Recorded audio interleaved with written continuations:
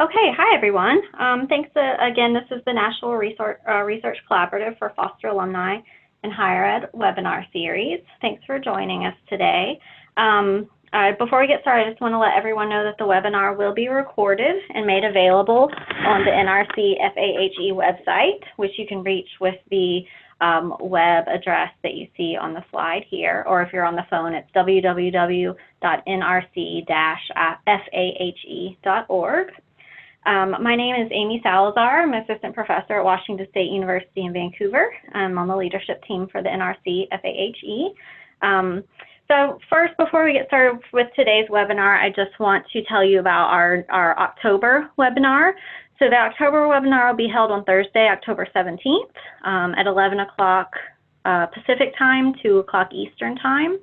And the presenters will be Leah Cheatham, assistant professor in the University of Alabama School of Social Work, and Shannon Hubbard, program coordinator of the Alabama REACH program, and also an adjunct instructor at the University of Alabama School of Social Work. And in their presentation, entitled Alabama REACH, Building Capacity Through a Participatory Program Evaluation, they'll introduce the Alabama REACH program and share their preliminary evaluation findings, focusing on narratives of REACH scholars' perceptions of the program value, as well as hopes for program growth.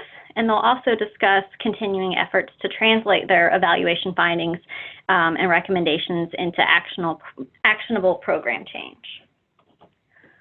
So for our webinar today, we'll have our presenters will speak for about 35 minutes or so, and then we'll save about 15 minutes at the end for Q&A.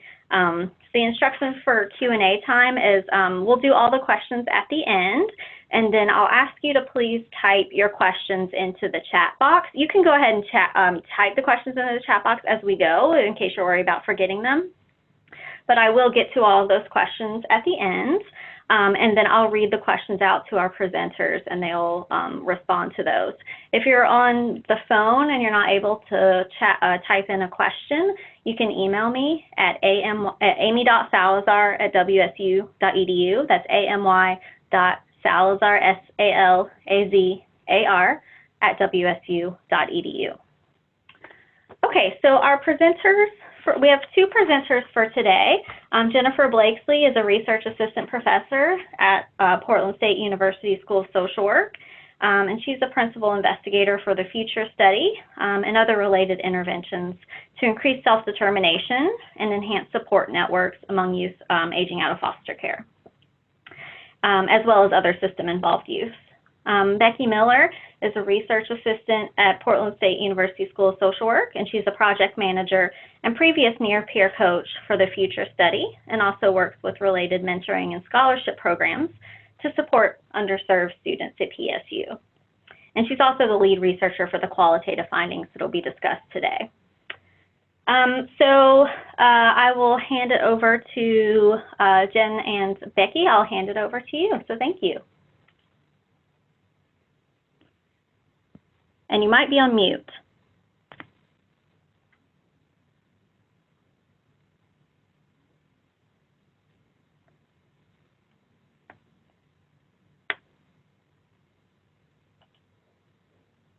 So Jen, we can't hear you. Let's try to figure out what's happening. Are you still on mute? We've unmuted. Can you hear us? Yes, we can hear you. Thank you. Great. Okay. Thanks, everybody, for your patience. It will take us a couple seconds to share our screen. But my name is Jennifer Blakesley, and hold on. You should see our screen in a moment.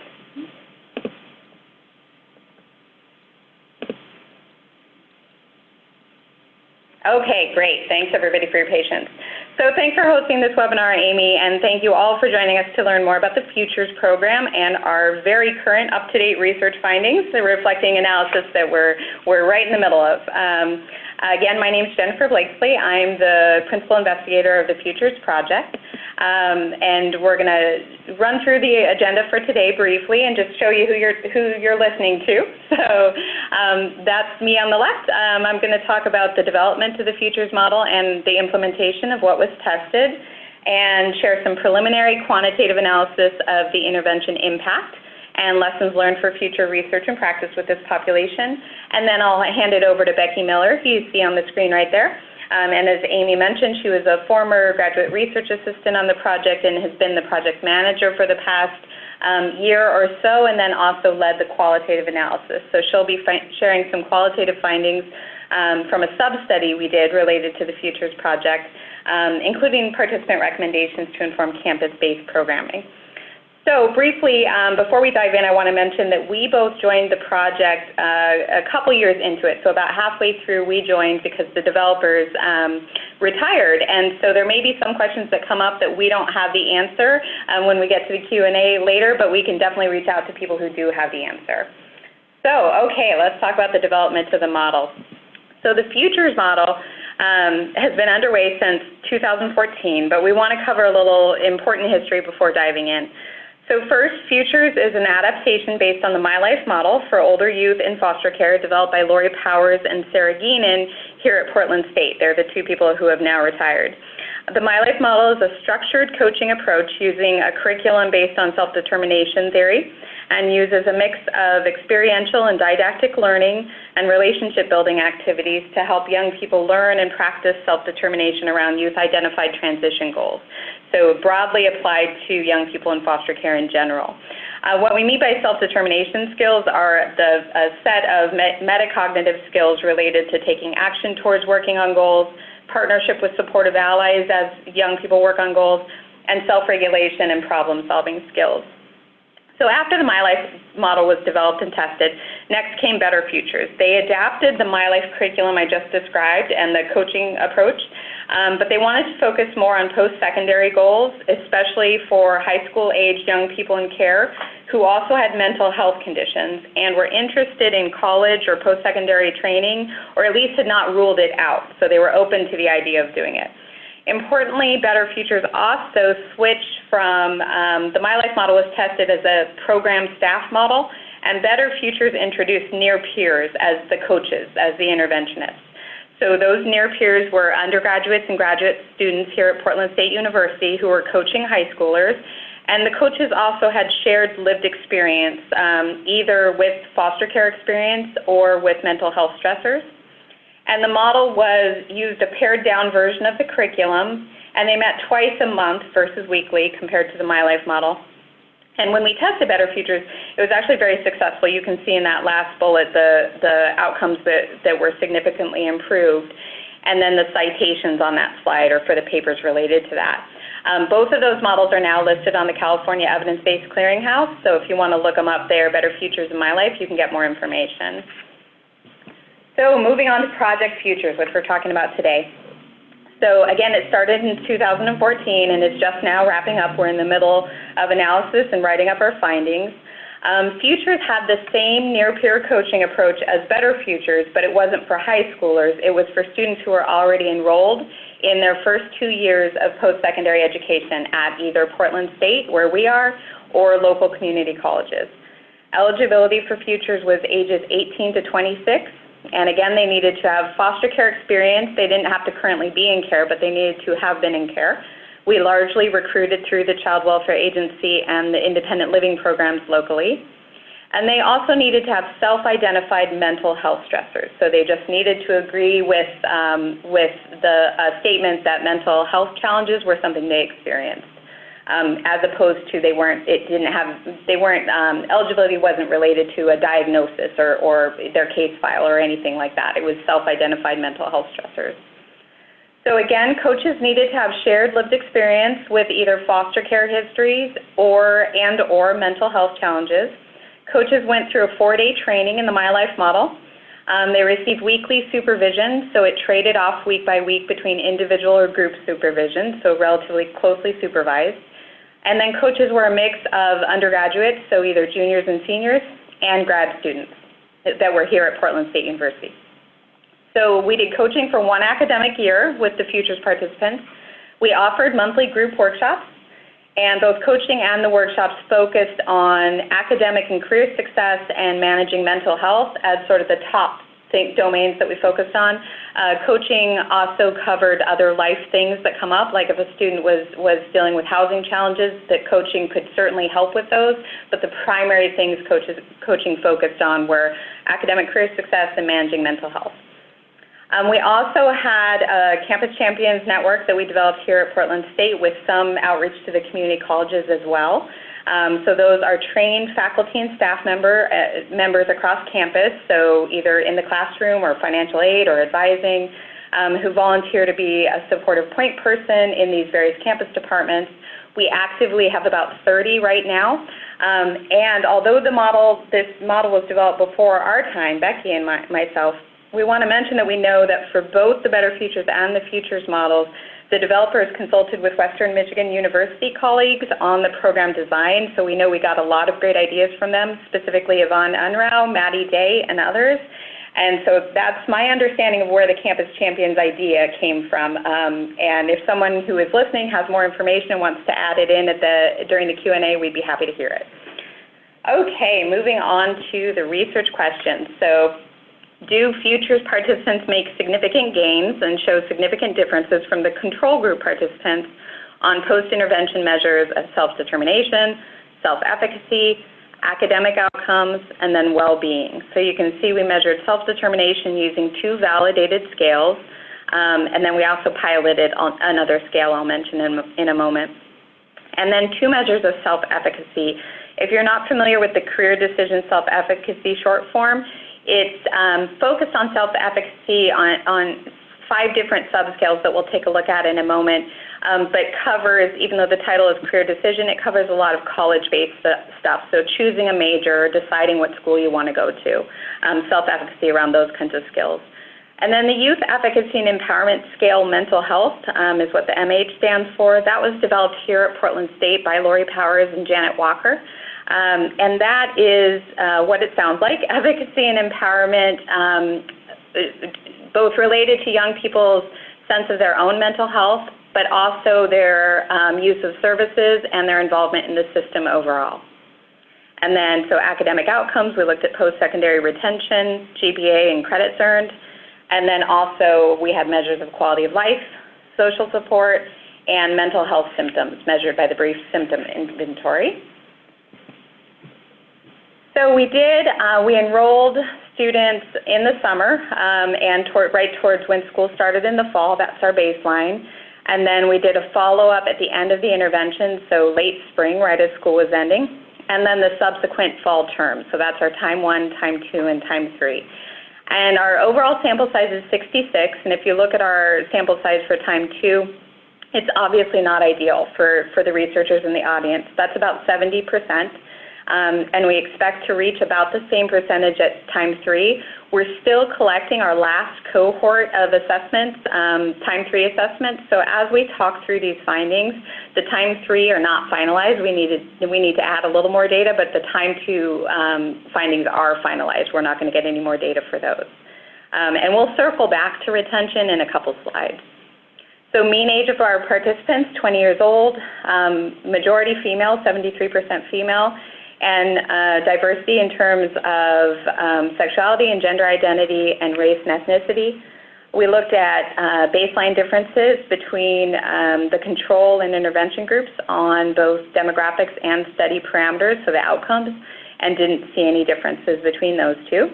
And then we moved on and tested for mean differences over time, so in terms of the treatment groups, so our young people who are coached by a futures coach, and whether they improved on the outcomes between time 1 and time 2, and time 1 and time 3, and then also intervention effects in terms of comparing the 2 groups to see whether there was a difference between our coached group and the group that was not coached. So first up, looking at self-determination and self-efficacy, the first big finding is no findings for self-determination measures. So we looked at the validated measures, the AIR and the self-determination scale, and did not have any significant findings at this point. I mentioned we piloted a brief self-determination scale. It's only 5 items, and we do have a trend level finding there, but again, that's not a validated scale, but that was our only self-determination finding at this stage. So next up, the career decision self-efficacy, the CDSE. On that measure, we do have significant gains among the coached group from time 1 to time 2, and a large effect size for those gains, so that's good news. And those gains were maintained at time 3, so both post-intervention and the follow-up a few months later. We also have an intervention effect at T2, so post-intervention we have a difference between the Futures coached young people and the control group, and that's a medium effect size, and again, those group differences are maintained at time 3. And then looking at the CDSC, we've got 5 subscales, and we have significant effects for 3 of those: self-appraisal, planning, and problem solving, and then not significant for occupational info and goal selection. So next up, another efficacy scale, the Youth Efficacy and Empowerment Scale for Mental Health. On this one, we have another intervention effect. So on the overall score, we have scores favoring the treatment group compared to the control group, and it's medium effect size, and it seems to be focused on the services subscale. So I mentioned there were 3 subscales. We've got self, services, and systems, and there's an example item for what's in the services subscale. So when a service or support is not working for me, I take steps to get it changed. And then a trend level finding for the self subscale. No group differences at T3 at this point, just post-intervention differences. And then no findings for the mental health symptoms, the social support, or the quality of life measures. Okay, next up, our academic outcomes. No findings for college retention or credit earned, but we do have a GPA finding. There's no effect when comparing time 1 to time 2. But we do have an intervention effect at time 3, so difference between the Futures group and the control group. Large effect size, you can see the GPA means in the next bullet.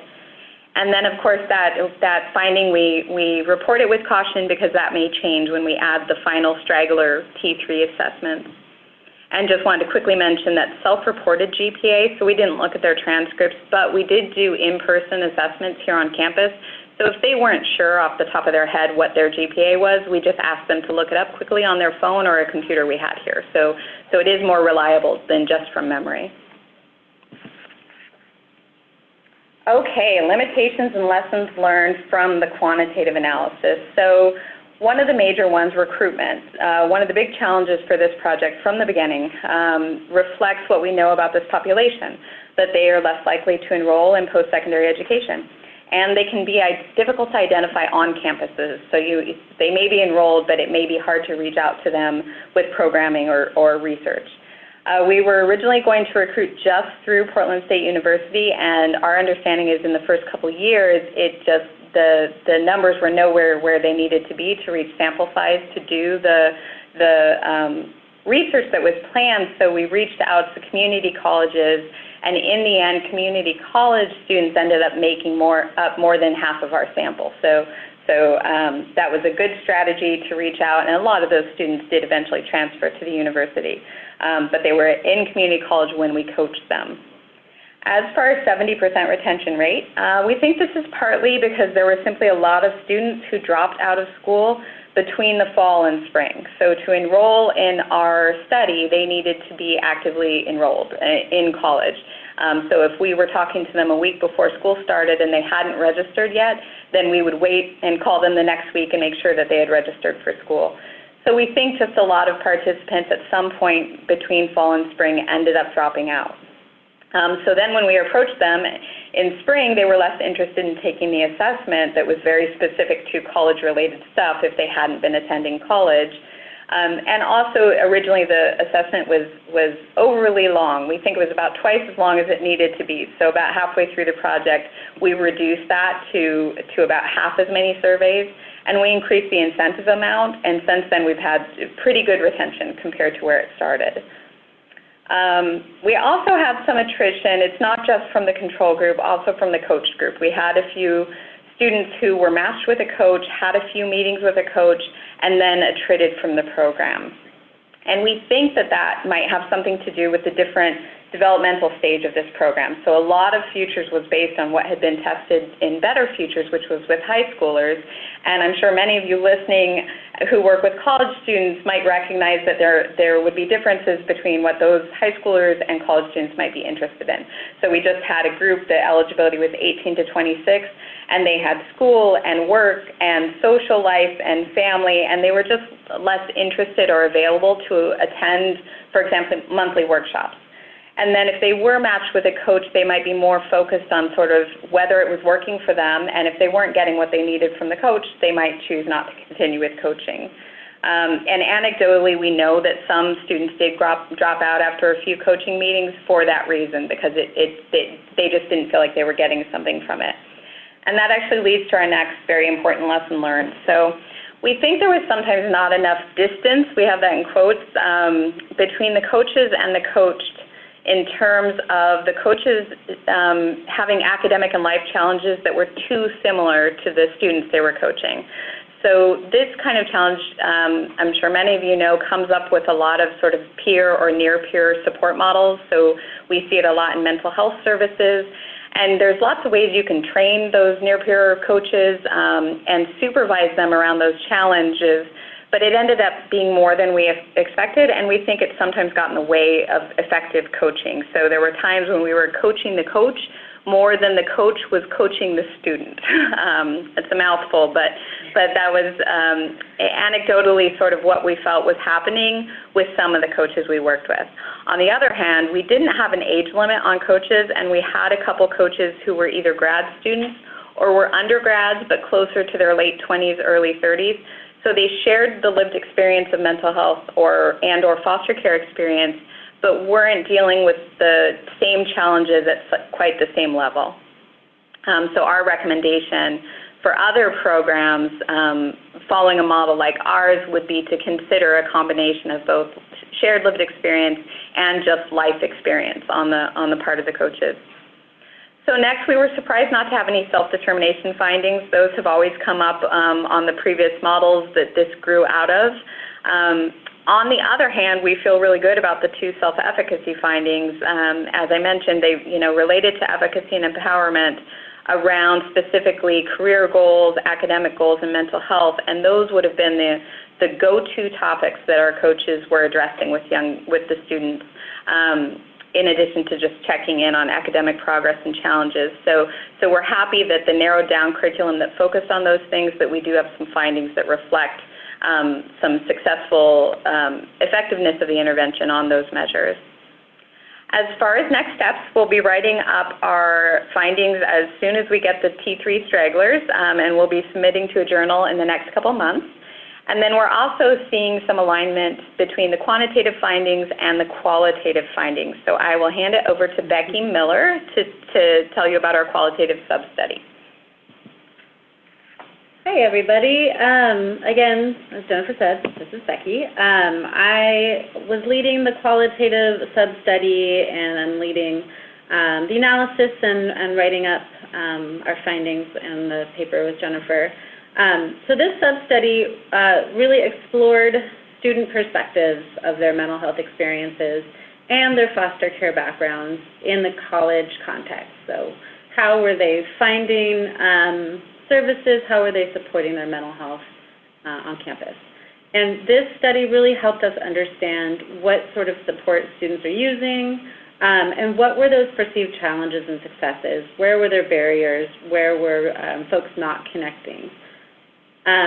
The insights that we have had through this qualitative sub-study also gave us some more information around how a student's foster care identity on campus is important to be recognized and to be supported, and to understand ways in which it is supported or not supported by certain services or by trusted adults on campus. And then also student recommendations around supporting and integrating mental health, foster care, and student identities on campus were also discussed in these interviews. So our methods for the qualitative sub-study, we conducted 18 interviews with future students who were coached at Portland State University, at Portland Community College, and also at Mount Hood Community College in Gresham. And our demographics, again, sort of higher on the female spectrum, 78% of students identified as non-white or mixed race, and about 28% identified as LGBTQIA. In our analysis, we used thematic analysis, first coding inductively at the semantic level, organizing our codes into themes, and then reviewing the themes for our report development. So a little bit about the findings. Our first theme was the foster care experience. And throughout these interviews, we really noticed that descriptions of mental health and stress were often intertwined and sort of hard to parse out with the foster care experience. They seemed to all go together and sort of influence each other. And so one of our major sub-themes under the foster care experience was feelings of otherness. Students reported feeling different, feeling weird, feeling like they didn't fit. Students also reported general lack of knowledge about the foster care experience on campus, either from peers or from faculty or staff, with one student expressing that the majority of professors really didn't understand their lived experience. A lot of students talked about their difficulty sharing their life story, especially when they were in classroom settings, and just generally wrestling with their foster care identities on campus. Stacking stressors is the next sub-theme. And mental health stress, academic stress, and social stress, again, here were sort of hard to separate, hard to piece apart. Compounded problems, including past trauma or foster care-related issues, would often come up sort of on top of, or I guess with the new academic expectations on top of these past traumas and foster care-related issues, and could cause extra tension for students, extra stress, or just have a student be confused about how to proceed or what was it, what sort of supports were going to help them get through that. And just a lot of students talked about how stressful it is when you don't have typical supports, as in the student who was just talking about, you know, having to manage your health stresses on top of everything else, or your academics on top of your continuing mental health stress that you have been experiencing. Self-reliance, that was also described as a default, a necessity or sort of a mindset for many students. And with one of the students talking about you don't tend to rely on others to make your experiences better. And that student was referencing when you are a student with mental health stressors, that you don't tend to rely on others. And then there were a couple of students who really talked about failing to connect with their resources and how that led to their self-reliance. And there was one student in particular who said, when you're in college, you're really on your own. That's it. It's up to you. So another theme that ran through the interviews were institutional and social supports. And the first sub-theme there was the importance of trusted supports and resources. So this was extremely important to all students for them to feel successful in their academics and to have feelings of well-being on campus. Not every student talked about a specific support person, but they all talked about the importance of having a support person. These folks came up oftentimes as campus support people from programs like TRIO, both at Portland Community College, at Mount Hood Community College, and PSU. Future Connect at PCC, students talked about instructors, they talked about different student resource folks, and there was a little bit of a theme running through talking about how it's definitely easier to get help even though it doesn't seem easier at the time. So I think when a lot of students were reflecting, they recognized that it would have been easier for them if they had asked for help. And a lot of students talked about off-campus mental health support and sort of referenced their foster care support systems that they had that have sort of come with them to through their transition to post-secondary. They still connected with those trusted support and resources as well. And then another sub-theme was the importance of mental health resources and accommodations. Counselors, therapists on campus and in the community were highly used. Students really connected well with those supports and thought they were important. If they didn't use them, just talked about them in really positive ways. And then this particular student talking about, you know, if we had more of the sort of, I'm totally here to support you, verbal outreach, that they think that they would be more inclined to strive. And next, sort of the need for a variety of mental health options. Students really talked about needing the various groups, needing accommodations in their classes, things like extra test prep time, extra time to get their assignments in, and support around talking to instructors about that, and then just general self-care. And lastly, we've got recommendations to improving foster student services. So increased mental health resources across the board. Students talked about needing more of these resources, things like low barrier talk support, text support, crisis support, and then very passionately it was talked about counselors who understand the foster care experience. And then a student quoted saying, so people really can help out no matter if they've been a foster youth or not. And then an improved understanding of the foster care experience in hopefully by way of training for campus faculty and staff. We've done some of that training here at Portland State, and I know they have as well at Portland Community College. And then a student talking about how that would make them feel more comfortable if professors were to reach out the first day and you know, let students know that if you have mental health problems, you can address those with me. And then another recommendation that came up were student panels, spaces to talk about experiences. There were at least a couple of students that talked about having some kind of either a drop-in center or a place where they can come and be on campus, where their foster care identity could be supported. And then also services where students, people don't have to search so hard. So outreach to students to let them know where it is that they can find support. All right. So some conclusions and implications. Our findings tell us that we really need to support students' foster care identities on campus, that it is an important piece of, for students to feel comfortable at the university, to feel that it is, understands their needs and is an equitable support with specific services and connections to varied mental health, knowing that that is part of the foster care experience. Self-determination is definitely one piece of the puzzle. I strongly believe that the other is post-secondary institutions really meeting students where they are and learning from students and their voice. And then it's very important to connect with campus success initiatives, to share our findings. That's happening here at PSU, and I know it's happening at PCC. And we are working on a manuscript to be submitted soon.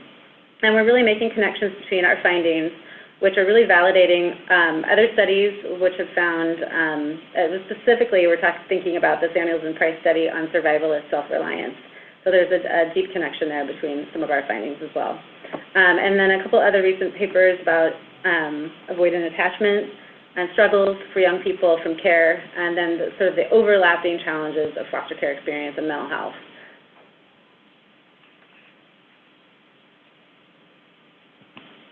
Okay, this is Jennifer again. Before we jump to the Q&A, we just wanted to plug the Pathways Research and Training Center page, which has a wealth of resources related to young people with mental health challenges, including young people with foster care experience. And Pathways is the larger center which housed the Futures study. And now we have a few suggested Q&A questions, but we know that some might have been coming in, so we will hand it back to Amy, and real quickly you'll see our contact information there. You're welcome to contact us with any questions about the model or the research itself. And we'll hand it back to Amy. Great, thanks so much, Jen and Becky. I appreciate your presentation. So I'll give everybody a few seconds to go ahead and type in any questions you have for our presenters into the chat box. And I'll go ahead and read out the questions that they've presented here. So any questions about the findings, thoughts about implications for programming, and have you had similar findings or experiences with campus-based programming for this population? And you can ask any other questions. So I'll give people a little bit of time to type those in.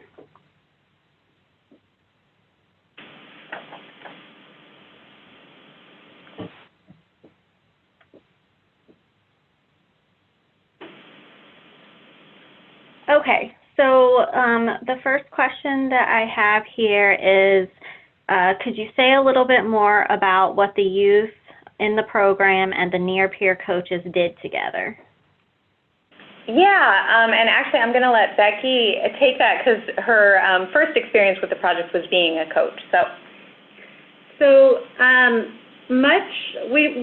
Much of the coaching, I tried to hit on the three sort of main sort of relationship buckets, if you will, but sort of having sort of an introductory relational, and especially at the beginning, getting to know a student, and sort of establishing a relationship with them, thinking about some of their goals. It really was like goal setting and conversations and sort of revisiting goals throughout the year. So we would often talk about goals and use some didactic sort of tactics to look at what it is that they wanted to do, how it is that they were trying to get towards their goal, use some sort of decision-making tools and narrow down tools to figure out like what were the specific steps to get them to, like, closer to their goal, or sort of break a big goal down into smaller pieces, and then to figure out where those hard parts, where those struggles and barriers were coming in, and figure out new strategies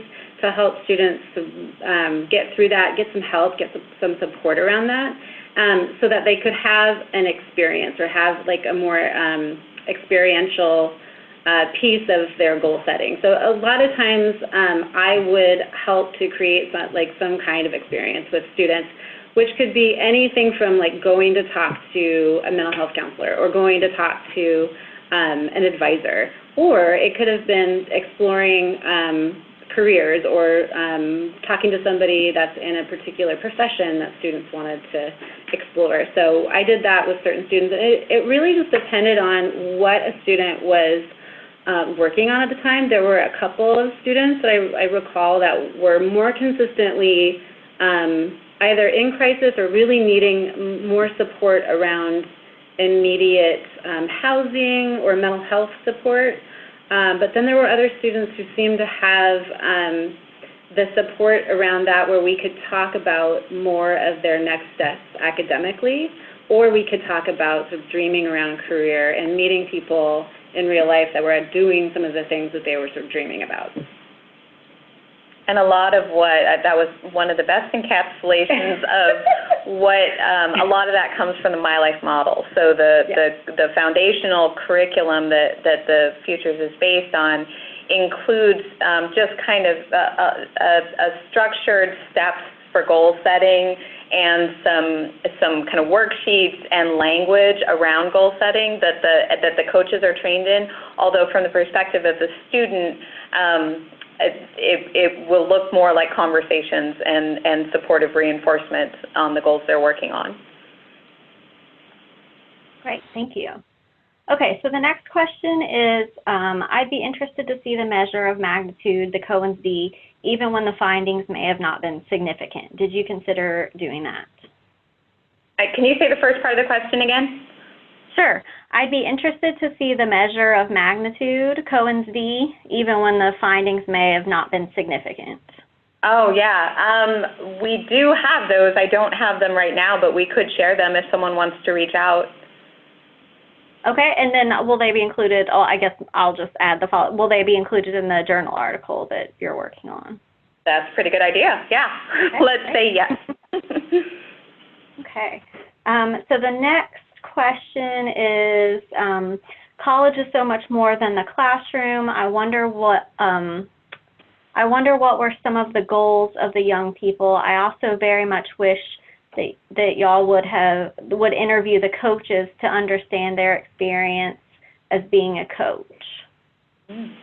That's a really good idea. That's a great idea, and it's not too late to do that. We could, we could actually interview the coaches. And then, Becky, I'm sure you can think of some goals. Yeah, I definitely believe as well that college is so much more than just what happens on campus. So oftentimes students had a lot of goals that were definitely beyond campus, especially students who were thinking about internships, who were thinking about career exploration, and a lot of times students who had mental health support or just supports off campus that they wanted to connect with instead of what was on campus.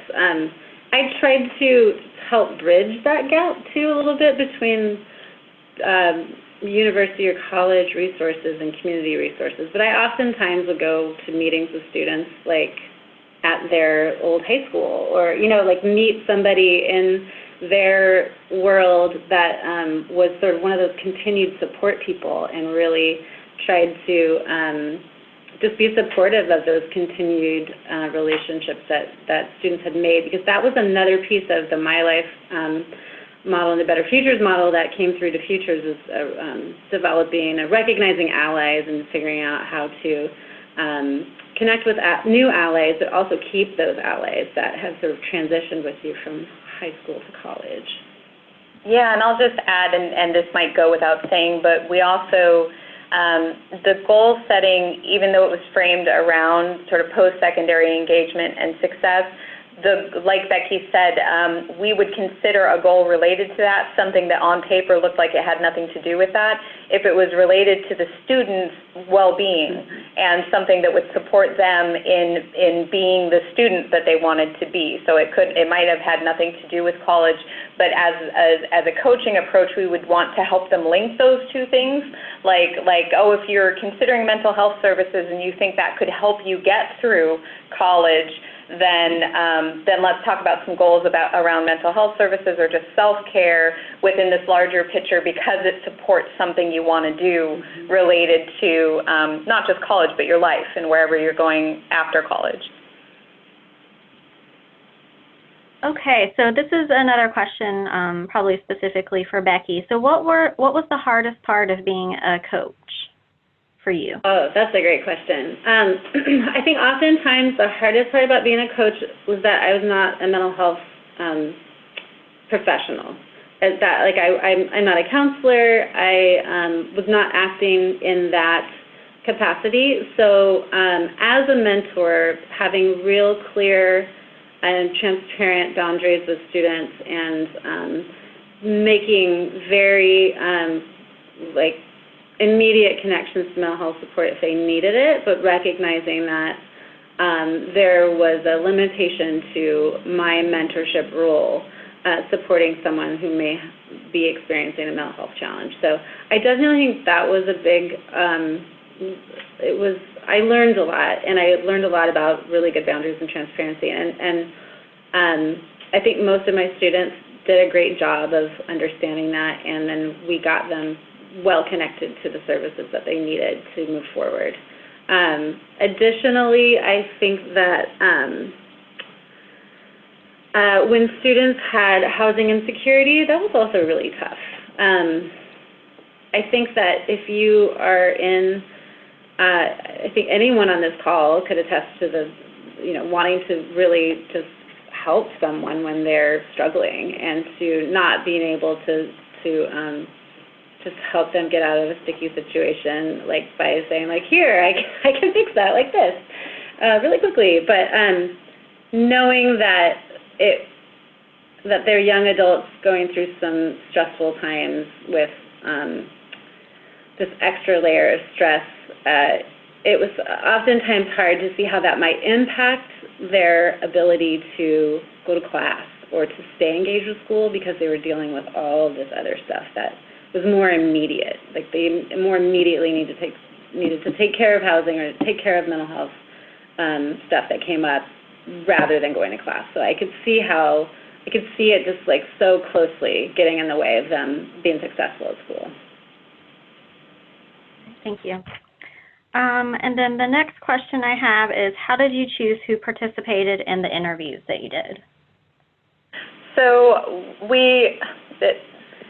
going back about a year and a half, when Becky and I joined the project, or when I joined the project and Becky transitioned to being project manager, we were frankly concerned about our sample size, and we were worried that we weren't going to do the analysis we wanted to do. I think we're happy we have a couple findings that have medium and large effect sizes, so even with this sample size, we were able to find them, and our sample size is similar to Better Futures, and they had findings.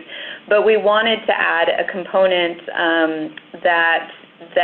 so we could develop some more knowledge based on our sample to strengthen sort of the overall project, kind of a roundabout way of saying that. So we added the qualitative sub-study. That wasn't a planned thing. And what we had been doing prior to that in previous years with previous cohorts, or the people who had been running the project prior, had been doing interviews with the Futures participants just about the model.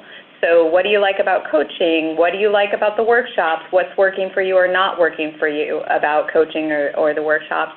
And we had done that for a couple years, so we had those interviews and we're analyzing them separately. And so we basically continued doing that same thing, but switched the focus of the interviews. And we ended up just doing them with Futures participants, but they had been, the interview questions were very broad. They weren't related to the intervention itself. They weren't related to coaching. They were very much centered in the students' experiences of mental health and foster care identity, and sort of started a few years prior. We talked about, high school and how they came to college and how it affected their transition or decision-making about coming to college. And also we had better engagement with young people who had participated in coaching, even if they were, for example, students who had dropped out after a couple coaching sessions. So that's how we selected them. It was kind of a convenient sample, but we were careful to keep our analysis and our questions away from being sort of grounded in the intervention, so that it could be a little bit more generalizable. But in our write-up, we'll sort of attend to that limitation. Okay, well, I haven't had any other questions come in, so I think we'll go ahead and end now. So thank you so much, everyone, for coming. I appreciate everyone's participation. Thank you to our presenters. And just a reminder to everyone that this recording and the PowerPoint will be posted soon on the NRC FAHE website. Thanks so much, everyone.